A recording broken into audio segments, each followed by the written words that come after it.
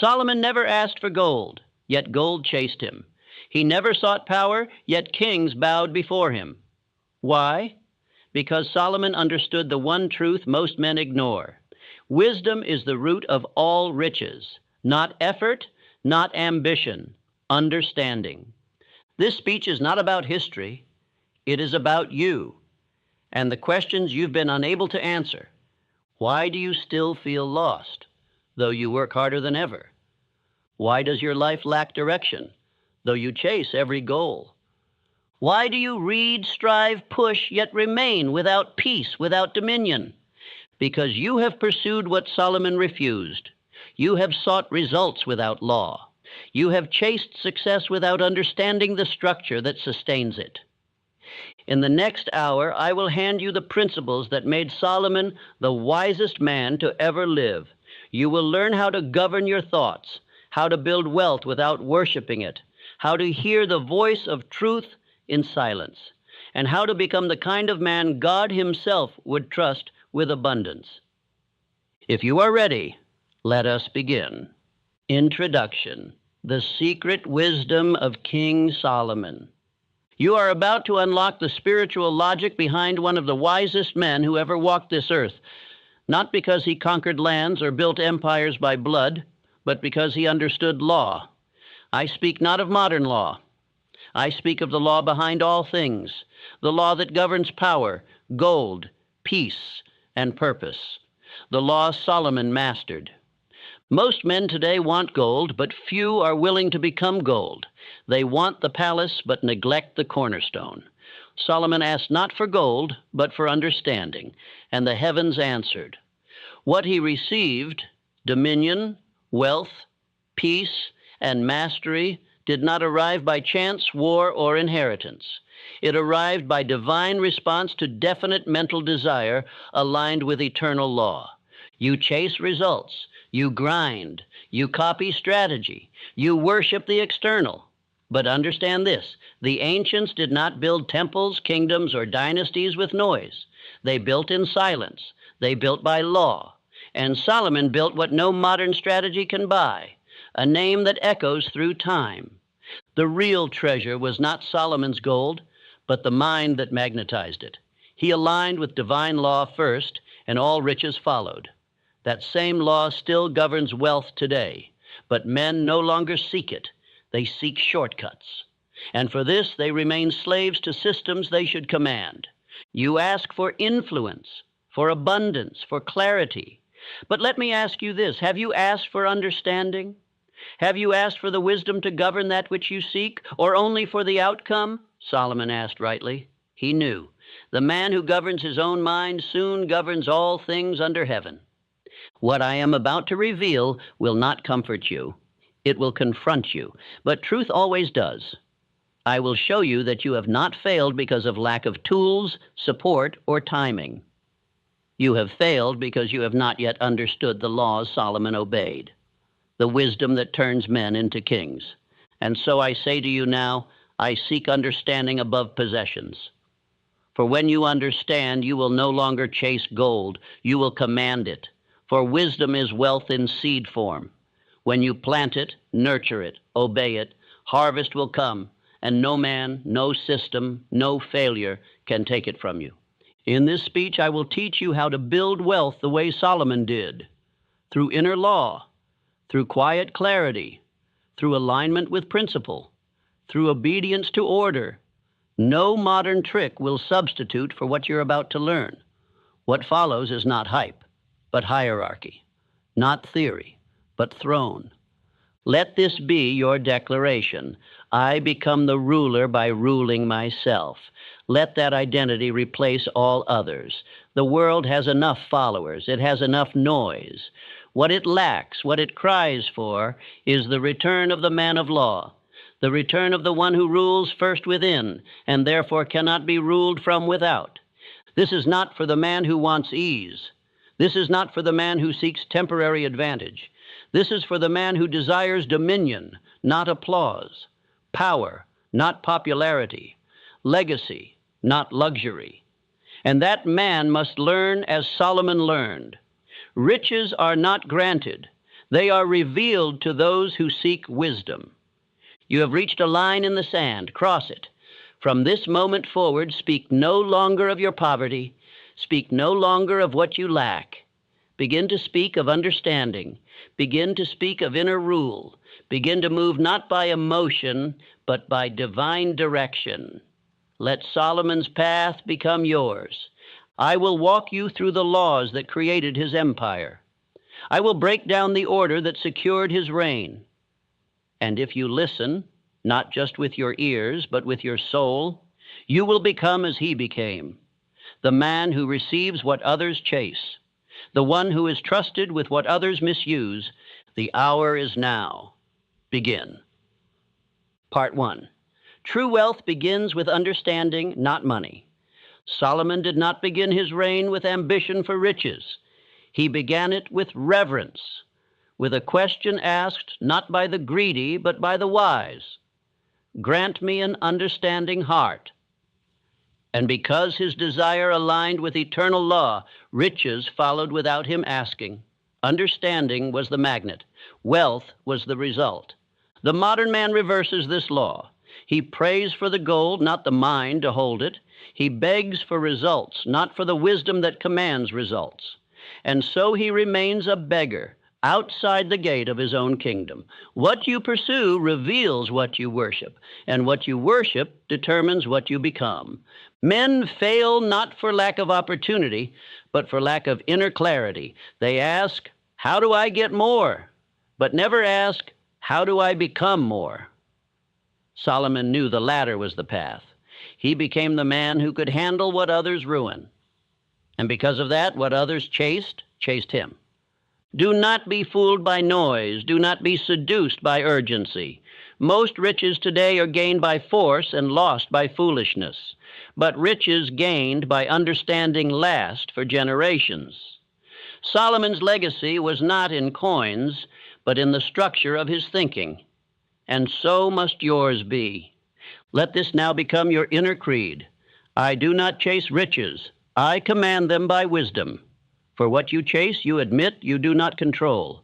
But what you command by law, by principle, by order, it comes as servant, not as master. Gold must never be the goal. It must always be the result. Andrew Carnegie, too, followed this pattern. He did not surround himself with entertainers or flatterers. He surrounded himself with thinkers, men who could reason, calculate, and see what others missed. His wealth was a byproduct of his ability to think in long-term law. That is why it endured. The world honors the man of thought, not noise. It follows the one who speaks slowly, but acts decisively. Solomon ruled without raising his voice. His greatest victories were not on battlefields, but in courtrooms, in moments of judgment where understanding became sword and shield. He won by mind. You are to stop asking, how do I earn more? And begin asking, how do I understand better? You are not here to become a worker. You are here to become a wise man. One wise decision is worth more than 1,000 days of labor. For wisdom buys what sweat alone never can. Every day you must ask yourself, do I understand the laws behind what I'm doing? Or am I blindly performing tasks others created? Most men live in cycles they never chose. They copy, they imitate, they mimic, but they never understand.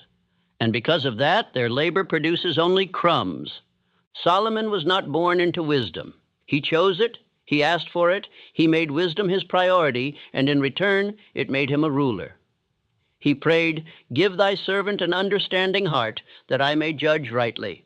And heaven answered, not because of his status, but because of his alignment with law. Let these words govern you now.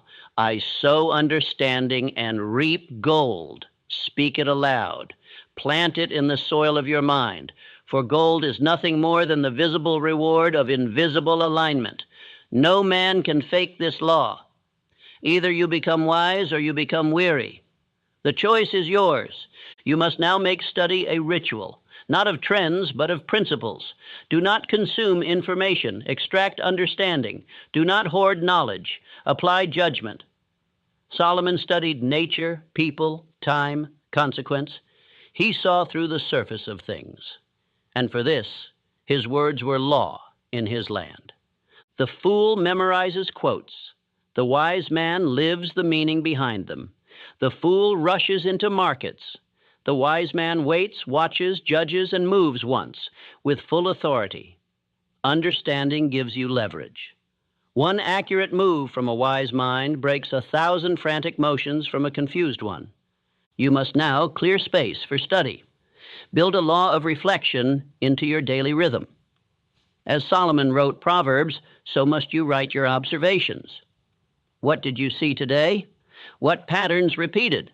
What words led to gain? What actions led to loss? The man who studies his own life masters it. Solomon was a recorder, a teacher, a philosopher king. He did not simply live, he learned from living. His journals were scriptures. His laws became the structure of civilization, and this came not from privilege, but from hunger to understand. That same hunger must now enter you. Stop seeking secrets in new places. Begin building understanding from the old laws you've ignored. Honor, order, cause and effect. Stillness before decision. Purpose before motion. When you see clearly, you build permanently. That is what the wise man knows. That is what the rich man forgets. Let this final creed settle deep in your being. I do not chase riches. I command them by wisdom. I sow understanding and reap gold. Say it when you rise. Say it before you sleep. Say it until your bones believe it, and then act accordingly. Solomon became the wisest man on earth, not because he was born favored, but because he chose understanding over all else. Your wealth will follow suit. Part 2. The wise man governs his thoughts before his kingdom. Solomon declared, "As a man thinketh in his heart, so is he." That verse is not poetry, it is law. A man's outer kingdom rises or collapses based on the state of his inner court. Thoughts are not idle, they are architects. And the man who fails to govern them will build a palace of sand. You cannot master land, wealth, relationships, or business if you cannot first master your reactions, your focus, your inner speech. The mind is either throne or battlefield. Solomon did not rise because of inheritance. He rose because he ruled within first. Peace on the outside began with order within. Men today are frantic. They want to control everything outside. People, politics, profits. But ask them, can you still your mind for 1 hour? Can you hold a vision in silence? Can you command your thoughts like soldiers? Most cannot, and that is why they fail. Power begins with thought governance. Solomon judged entire nations from the stillness of his inner wisdom. He could listen to 2 mothers argue over a child, and in a moment deliver a verdict that ended all doubt. That clarity did not come from charisma. It came from mastery of inner law. He had trained his thoughts into servants. Look at your own thoughts. Are they lifting you or draining you? Do they serve you or sabotage you?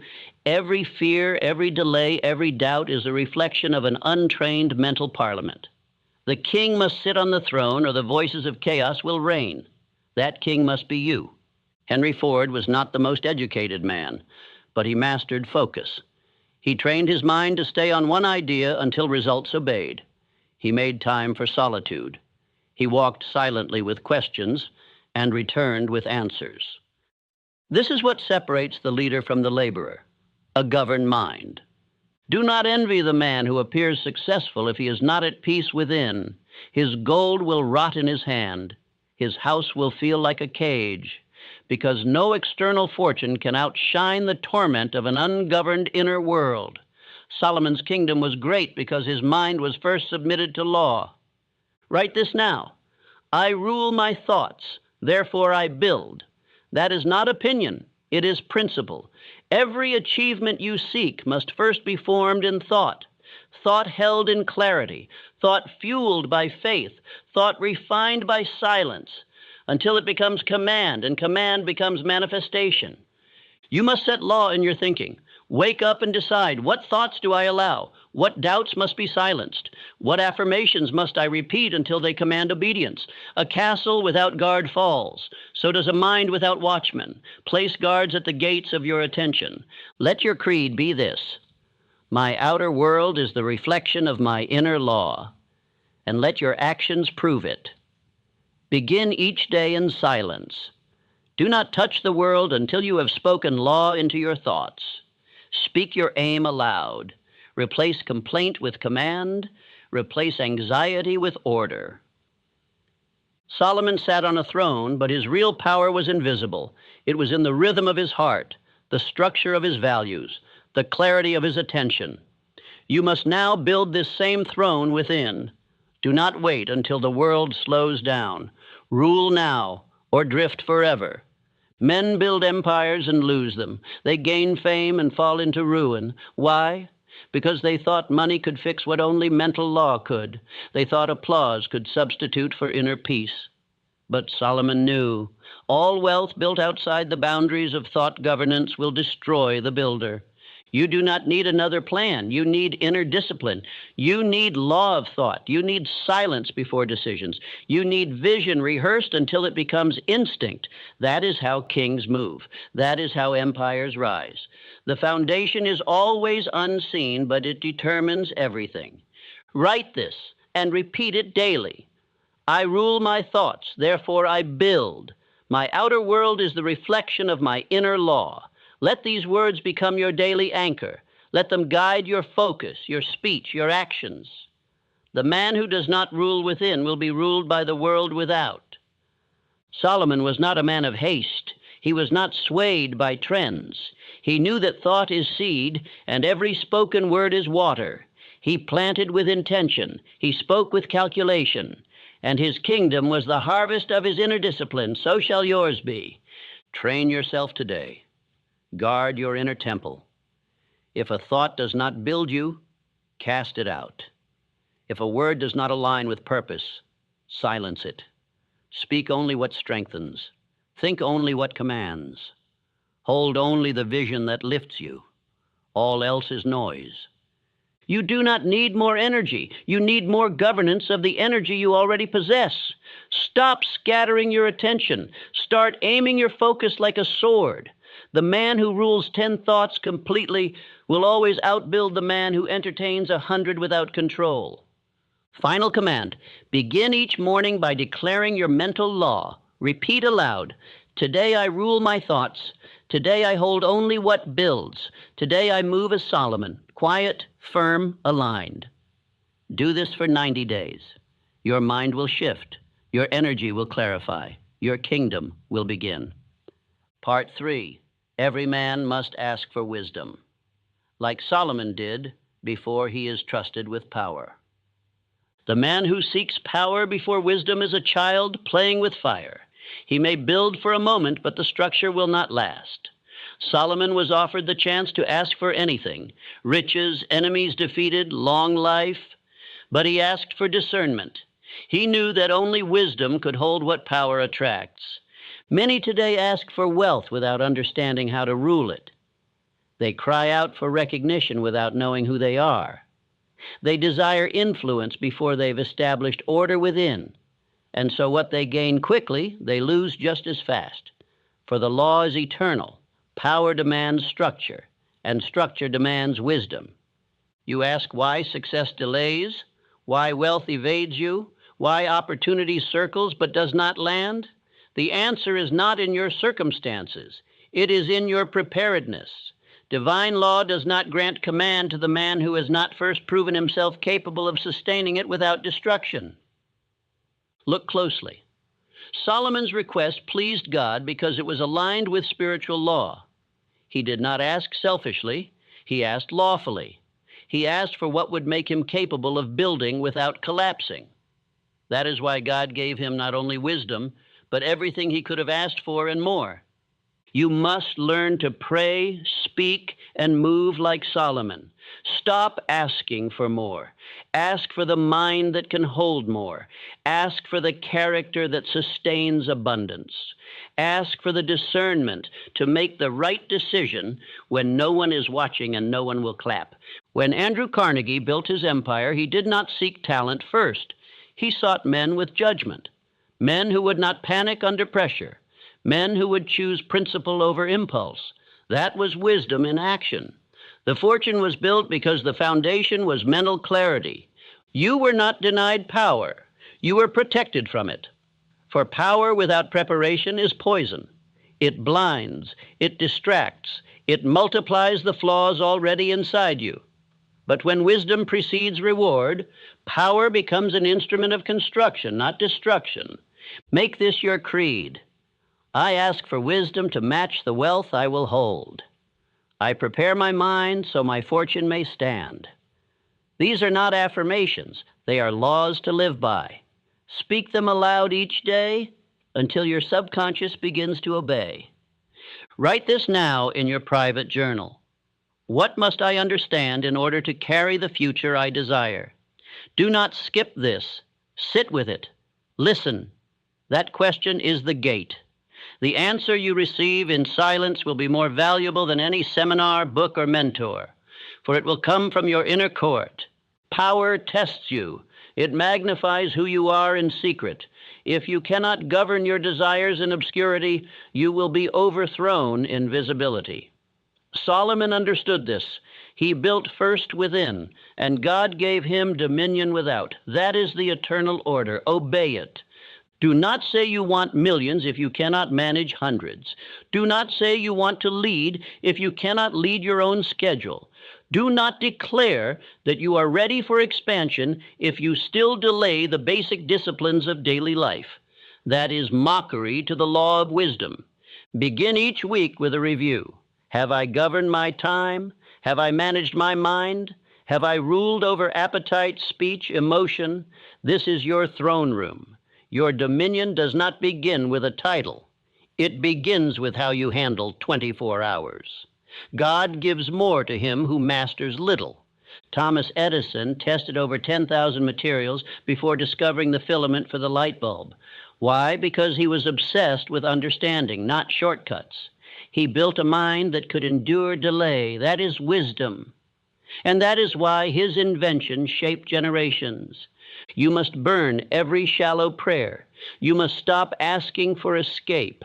Ask instead for insight. Ask to become the type of man Solomon became, one who rules by discernment, one who multiplies because he first submitted to law, one who waits patiently, learns deeply, moves decisively. Affirm this into your bloodstream. I will not seek shortcuts. I will seek structure. I will not ask for gold. I will ask for understanding. And by law, I will receive both. Say it until your flesh resists. Say it until your fears retreat. Say it until it becomes instinct. This part of the journey is the most painful because it exposes the truth. You are not lacking opportunity. You are lacking capacity. And that capacity must be developed through daily seeking of wisdom, through practice, through silence, through law. Make a vow today, I will spend 1 hour each week in solitude asking only one question. What must I understand to build what I desire? No devices, no noise, just silence and truth. Solomon's wisdom came in quiet. So will yours. Power without wisdom is temporary noise. Wisdom without power is hidden gold. But wisdom with power, this is dominion. And you were born not just to succeed, but to reign in thought, in speech, in behavior, in discipline, in destiny. That reign begins when you, like Solomon, ask not for riches, but for discernment. From this moment on, you will stop chasing results. You will start becoming the man who can carry them. You will no longer weep over delay. You will rejoice over preparation. And when the hour of power comes, you will be ready. Part 4.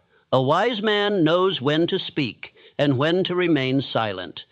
A single word can crown a man or destroy him.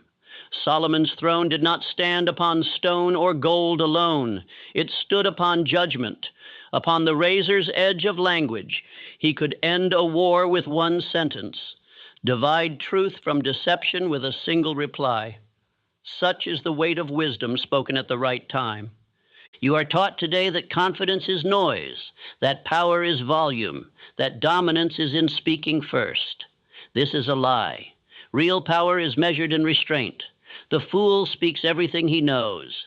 The wise man holds what others beg to hear. Solomon ruled through words, not because he spoke often, but because when he spoke, law followed. Your life right now, look at it, is not shaped by what you know. It is shaped by what you say, the words you speak over your future, the tone you use in conflict, the silence you break when patience would have preserved your peace. Understand, speech is not expression. Speech is creation. Every word you say becomes law in the world you inhabit. Solomon's power did not come from an army. It came from timing, the discipline to wait until truth revealed itself, the strength to hold his tongue until speaking would bring clarity, not confusion. This, too, you must master if you would be ruler over your own domain. I will tell you what men do not realize. Most of your battles are lost because you spoke too soon. You negotiated before understanding. You confessed weakness instead of commanding direction. You reacted where you should have remained still. Let that pain instruct you. John D. Rockefeller, one of the greatest empire builders the world has known, was known not for loud speeches, but for measured silence. When competitors panicked, he paused. When rumors swirled, he waited. He once said, "The ability to deal with people is as purchasable a commodity as sugar or coffee." But more powerful than that, he practiced discipline of the tongue. Andrew Carnegie, too, listened more than he spoke. In his mastermind gatherings, he often remained quiet for long stretches, only speaking when his mind had formed something that moved strategy forward. That silence was not passivity. It was the sharpening of internal law. I tell you now, if you want dominion over results, you must first master restraint. The man who cannot control his tongue cannot build anything that lasts. For all things are spoken into form, your health, your relationships, your finances, your purpose. The undisciplined tongue is a destroyer of nations and dreams. You must build a law over your mouth, a code. Say nothing reactive. Say nothing unmeasured. Say nothing that weakens your future, even in jest. Speak with the weight of one who knows that words are weapons. You can use them to destroy, or you can use them to govern. Each morning say aloud, "I speak only when it builds." My words are weapons of order. I govern my tongue. Therefore, I command my outcomes. Let this become the commandment of your new self. When you're tempted to speak for validation, pause. When someone wrongs you and you wish to lash out, pause. When you feel uncertain and wish to fill the air with sound, pause. The man who can wait has more power than the man who reacts. Let me show you something else. Words not only govern results, they reveal who you believe you are. When you say, "I can't," or "I hope," or "I wish," you expose your lack of dominion. But when you say, "I will," "I decide," "I commit," you plant the seed of kingship. This is why Solomon's words lasted beyond his lifetime. They were not mere sentences. They were eternal laws clothed in parables. He said, "A gentle answer turns away wrath, but a harsh word stirs up anger." He taught that words must be guided by wisdom, not emotion. Make your home a training ground. Begin speaking with order in small things. Bless your food. Give command to your mornings. Correct your posture with your words. Build your outer world by first mastering the inner rhythm of your tongue. If you are to build an empire, you must build first with silence. Solomon's empire did not begin with a speech. It began with a prayer for wisdom and a silent understanding of law. You, too, must create space for silence. Daily, sit alone, ask nothing, say nothing, listen. There, the seed of power will begin to grow. It is in silence that you understand who you are. It is in restraint that you begin to sense the movements of the higher law. Men who cannot be still are slaves to the world's chaos. But men who master stillness bend the world to their law. Let this part of your transformation be clear. Power does not belong to the loudest, it belongs to the wisest. And wisdom does not cry out in the streets, it whispers in the chamber of the soul. Learn to hear it, Learn to speak it. Learn to wait until it rises within. Affirm again now with reverence, I speak only what builds. I rule my world through restraint. My words do not perform, they command. Say it again until you feel the power return to your soul.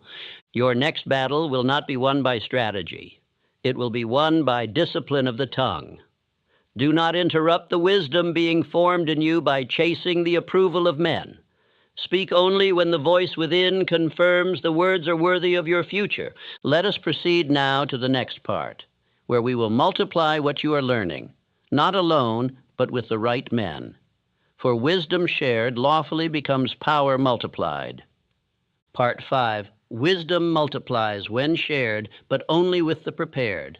You must understand this next law if you would rise to any station of power. Wisdom does not multiply in noise. It multiplies in order. It multiplies in circles of men who honor law, seek growth, and walk in reverence. Solomon did not share his proverbs with fools. He wrote them for sons, for seekers, for those who feared God and honored discipline. Look around you.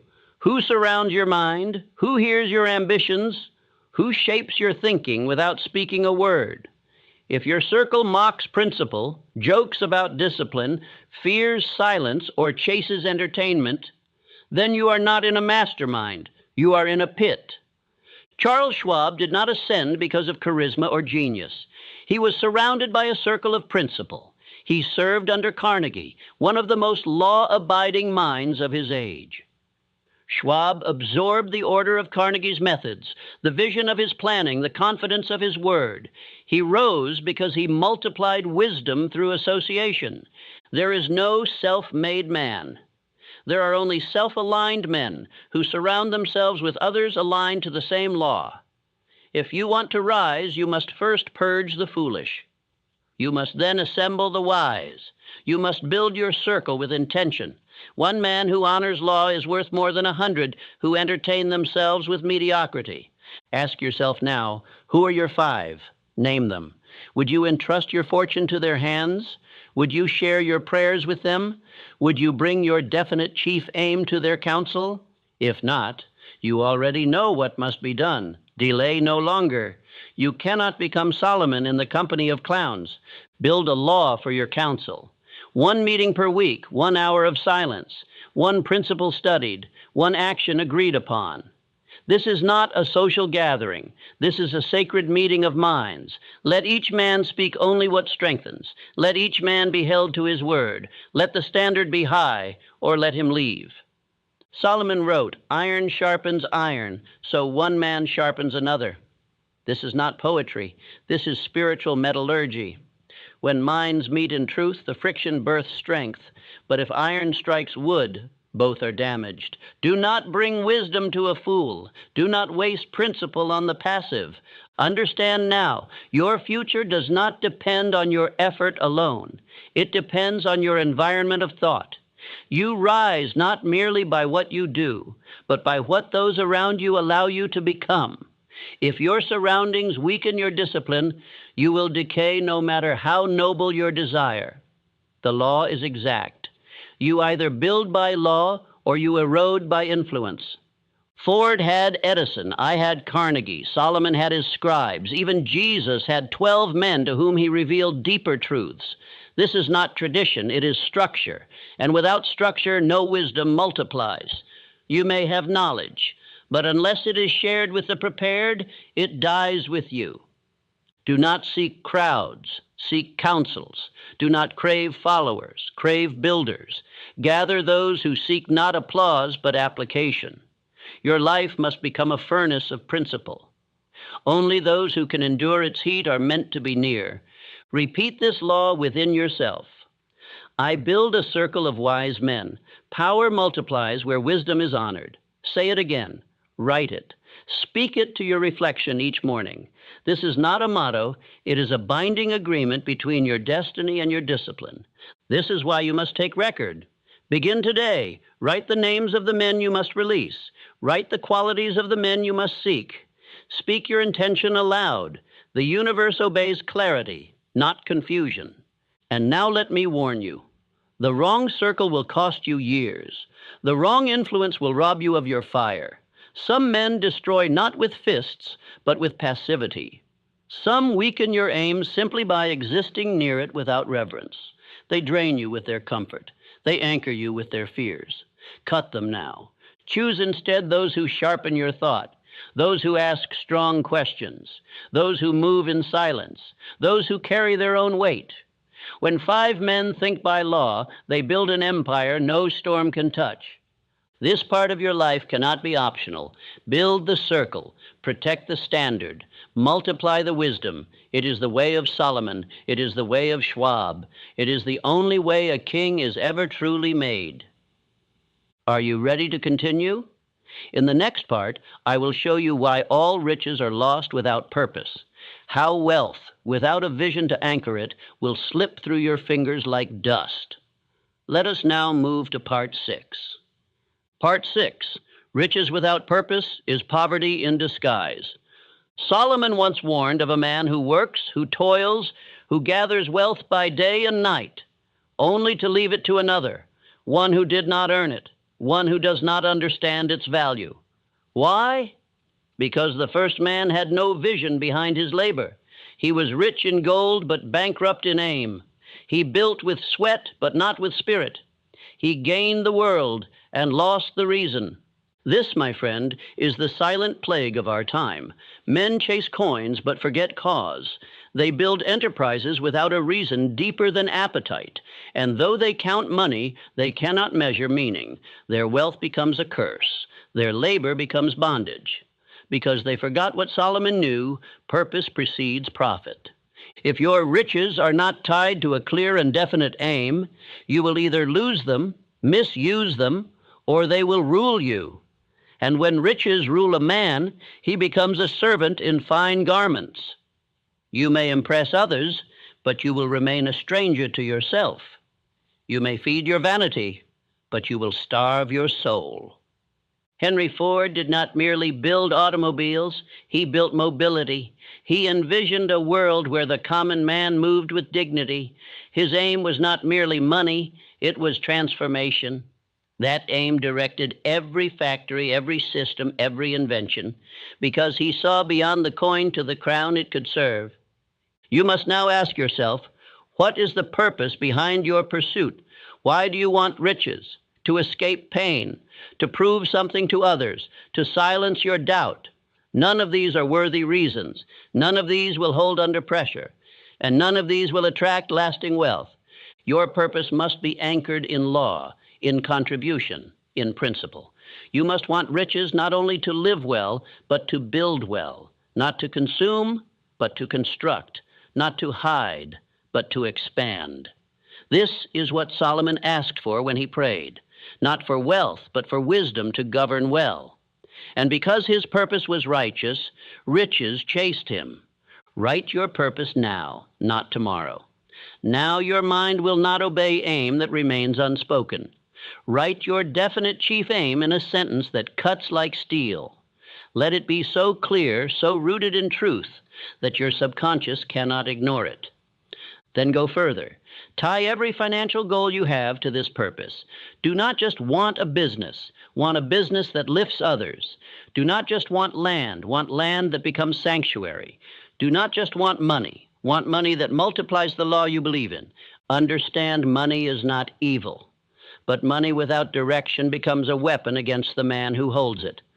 Purpose is the hand that steadies the sword. Without it, you will bleed by your own ambition. And let me speak boldly now. If you are unwilling to write your purpose, to speak it aloud, to repeat it daily, then you do not deserve the riches you claim to want. For riches are servants of the committed, not of the curious. Repeat after me. I do not gather wealth without direction. Purpose is the foundation of my fortune. Let that line be the wall that no lie may pass. Let that law be the compass that no distraction can shake. Each morning, read your aim. Each evening, review your action. Ask, did I move in alignment? Did I advance my purpose? If not, the day is lost, no matter how much you earned. Build rituals around your aim. Let your habits reflect it. Let your speech honor it. Let your circle strengthen it. For the man who lives without aim lives without command, and the man who moves without command becomes the laborer of another man's vision. Solomon taught that to work without purpose is to sow into the wind. You may be busy, but you are not building. You may feel movement, but you will reap dust. Without a purpose, your energy is stolen by every passing desire.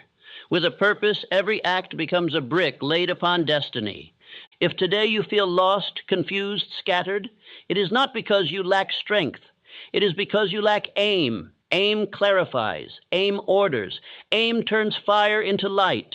Do not ask for more motivation. Ask for more alignment. Let me remind you, wealth is not your problem. Direction is. Strategy is not your enemy. Vagueness is. There are millions of men who work hard and still feel hollow because they never answered one sacred question. Why must I build? If your answer does not ignite your spine, it is not yet true. This is the law. Only the man with purpose can carry the weight of power. Riches do not destroy the worthy. They reveal the unprepared. Without aim, gold will rot you. With aim, it will elevate you. So speak it again. I do not gather wealth without direction. Purpose is the foundation of my fortune. Say it until every cell in your body obeys it. Say it until every act you take flows from it. Say it until your entire life becomes a reflection of that inner law.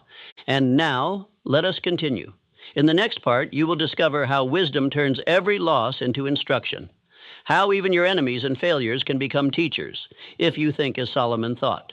Let us move forward. Part 7. Wisdom turns enemies into teachers, and failure into instruction. If you desire to rise like Solomon, you must not only seek wisdom when life is peaceful, you must mine wisdom from pain, from trial, from the sting of error. The man who learns only when praised remains a child, but the man who studies his setbacks becomes a master. This is the law of refinement. Every failure is a message sent to forge your mind. Solomon was not great because he avoided confrontation. He was great because he judged wisely in it. He did not turn from the uncomfortable. He walked into it with discernment. And from this, his name endured. The fool runs from correction. The wise man gathers it as treasure. You must now decide what your failures will mean. Will they become tombstones or blueprints? Will you bury your ambition beneath them or build your next strategy on their message? Most men hide from defeat, but you must become the man who hunts it down and wrings its wisdom dry. Let me tell you about Abraham Lincoln. He failed in business. He lost elections. He suffered depression. He was mocked, opposed, misunderstood. But he recorded his setbacks, studied them, and learned faster than his losses could destroy him.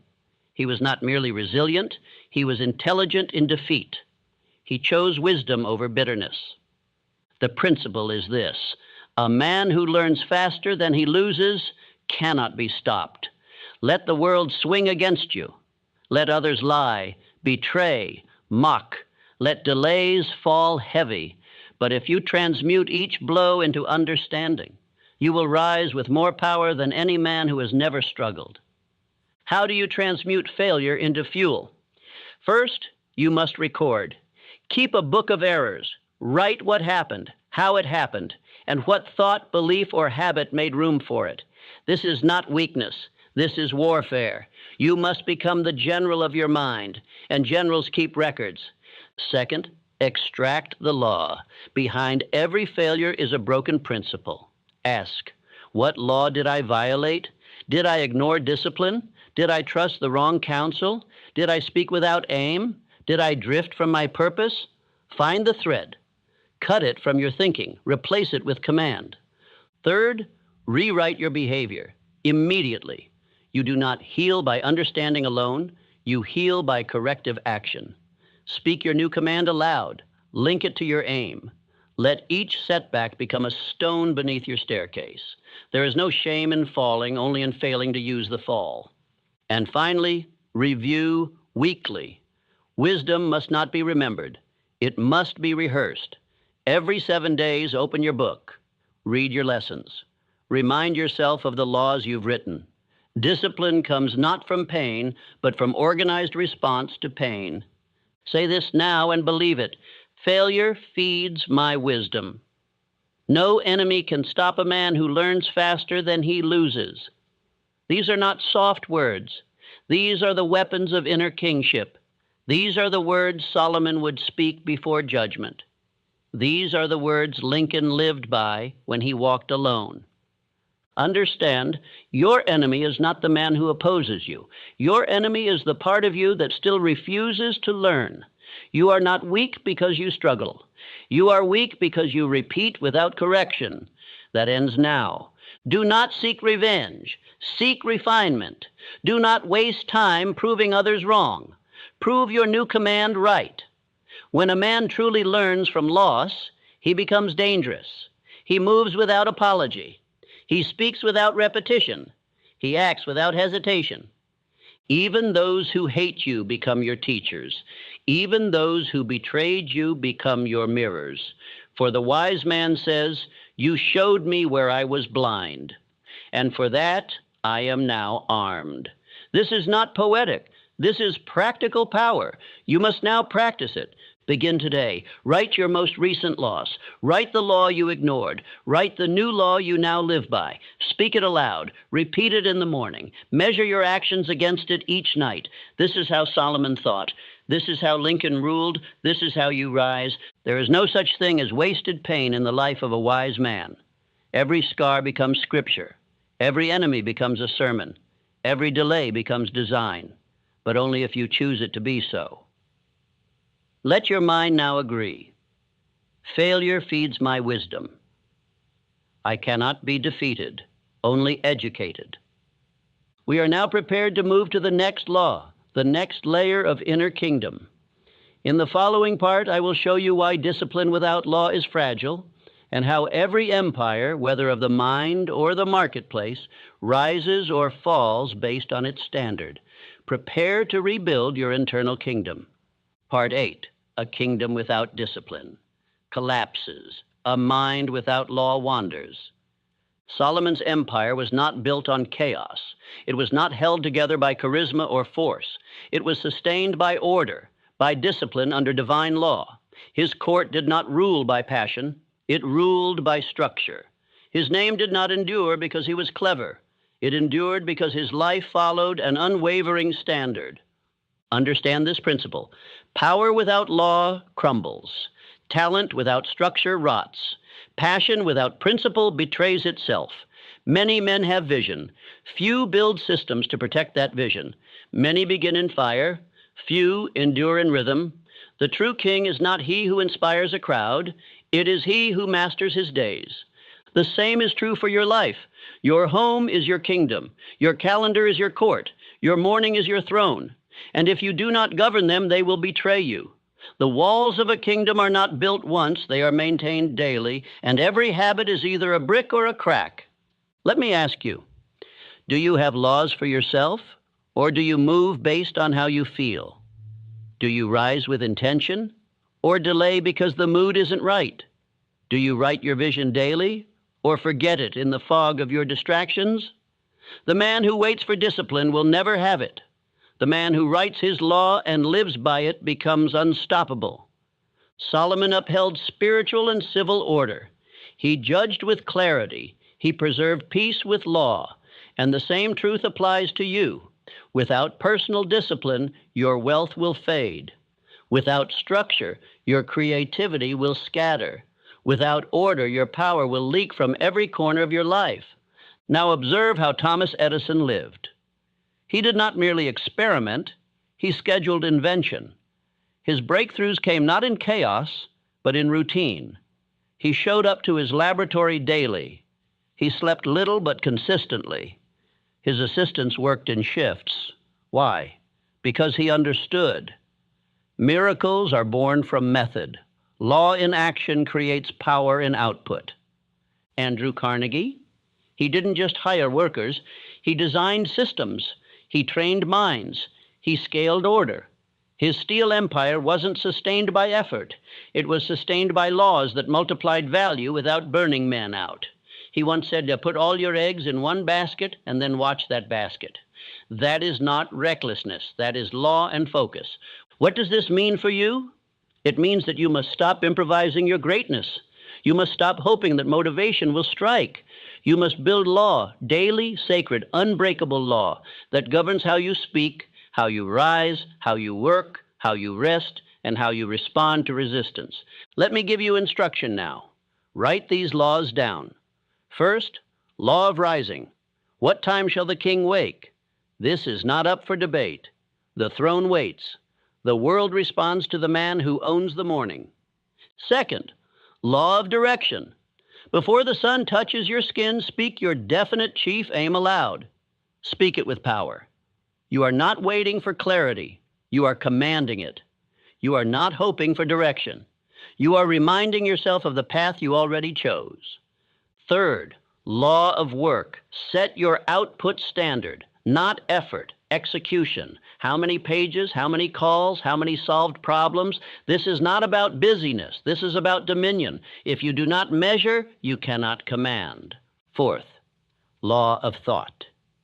Do not permit every thought to enter your gates. Guard your attention. If the thought breeds fear, starve it. If it breeds confusion, question it. If it contradicts your purpose, replace it. You are not your thoughts. You are the ruler of your thoughts. Fifth, law of reflection. At day's end, sit in silence. Audit your law. Where did you obey? Where did you drift? Write it. Learn from it. Speak new instruction for tomorrow. A king does not sleep without knowing how he governed. Repeat this now. Order builds power. I uphold inner law before I expand outer dominion. Say it again, slowly. Let it sink into the walls of your mind. You are the architect. You are the judge. You are the executor of inner law. Now understand the consequence of ignoring this. A man with no law becomes a servant to every impulse. His mornings are wasted. His power leaks through indecision. His thoughts become fog. His results depend on luck. And no matter how talented he is, he cannot be trusted with dominion, because no kingdom can stand without law. Solomon knew this. He enforced it. And so must you. Not once. Daily. Discipline is not a feeling, it is a structure. It is a temple built from repeated acts of obedience to a written standard. If your life feels out of control, it is not your circumstances. It is your lack of law. You must now become sacred about your structure. Defend it. Let no man mock it. Let no fatigue break it. If it is written, it must be lived. If it is spoken, it must be executed. For the mind with law is a fortress, and the world bows to the man who governs himself with precision. Let this be your covenant. I will no longer drift. I will no longer rely on emotion. I write my law, I live my law, I rise by law, and nothing shall shake the man who stands upon it. Now that your foundation is set, you are ready for the highest truth Solomon ever spoke, the one law that anchors all others, the final gate to wisdom and riches, reverence for the source. In the next part, I will reveal the most sacred law Solomon gave, not as a preacher, not as a mystic, but as a builder of empires, and it is this: fear God and obey his commandments. What this means and how it will define your future will be made plain. Part 9, Solomon's greatest wisdom, was this: fear God and obey the law. There are many men who command wealth, many who rule with might, many who gather possessions, build cities, lead industries, but among them few last, fewer leave legacy, and almost none walk in peace. Why? Because they possess riches but lack reverence. They obey the law of effort but ignore the higher law of origin, the law of God.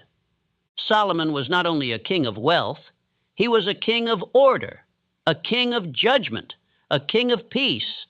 And yet when he penned the conclusion to his life, when he wrote the final lesson from a mountain of gold, servants, wisdom, and power, he did not say, get rich. He did not say, build fast. He said, "Fear God and keep his commandments, for this is the whole duty of man." This is the final gate, the highest law, the secret behind every enduring empire, alignment with divine order, not religious performance, not ritual, not image, but internal reverence, the kind that says, "I am not the source, I am the steward. My life is not mine to waste. It is mine to govern in harmony with the mind that created me." Hear me now. Men fall not because they lacked talent, but because they lacked reverence. Nations fall not because they lacked armies, but because they abandoned divine law. Solomon saw this. He watched kingdoms crumble after pride rejected the one who gave power. He knew no wealth can preserve a man who no longer honors the source of that wealth. You are not being asked to join a church. You are not being told to adopt empty rituals. What I teach you now is higher than denomination. It is the law that governs the seed, the harvest, the heartbeat, the thought, the consequence. Divine law is not man-made. It is the origin of all true law. Carnegie understood this, though he never called himself religious. He honored the law of cause and effect. He studied the law of compensation. He gave away more than he kept. Why? Because he knew you must align with the higher order if you expect your work to last beyond your breath. Ford, too, did not pray on platforms, but he obeyed the law of vision, the law of usefulness, the law of organized service. These are not inventions of industry. They are echoes of the law Solomon lived by.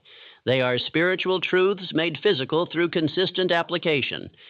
Let us now go deeper into what it means to fear God. It does not mean terror. It does not mean superstition. It means awe. It means respect. It means that you place divine law above your impulses, that you bend your ego to a greater order, that you understand you do not create truth, you align with it. To fear God means that you no longer think you are the author of consequence. You understand there is a justice higher than the courts, a memory greater than your mind, a reward more eternal than money. You live not to please men, but to walk rightly before the divine judge who sees your thought before your action. This reverence does not make you weak. It makes you dangerous, because the man who fears God cannot be bribed. He cannot be broken by applause. He cannot be bought by offers of the world. His standard is higher. His conscience is sharper. His results are more permanent. He does not fall because he does not bend. And to keep his commandments means you obey the laws that govern power. You do not lie for gain. You do not steal time from your purpose. You do not murder your potential by serving lust, envy, or pride. You do not bear false witness against yourself with lazy thinking. You honor your calling, your work, your family, your future. This is not moralism. It is strategy, Solomon understood. Divine obedience is the most powerful principle on earth. It makes the poor man rise and the mighty man fall. It builds peace that outlasts gold. It turns ordinary men into kings because it makes their authority unshakable. Say these words aloud with me. I rise by obedience to divine law. True wisdom begins with reverence. Again, slowly. I rise by obedience to divine law. True wisdom begins with reverence. This is not an affirmation of ego. It is the declaration of one who chooses to be governed by the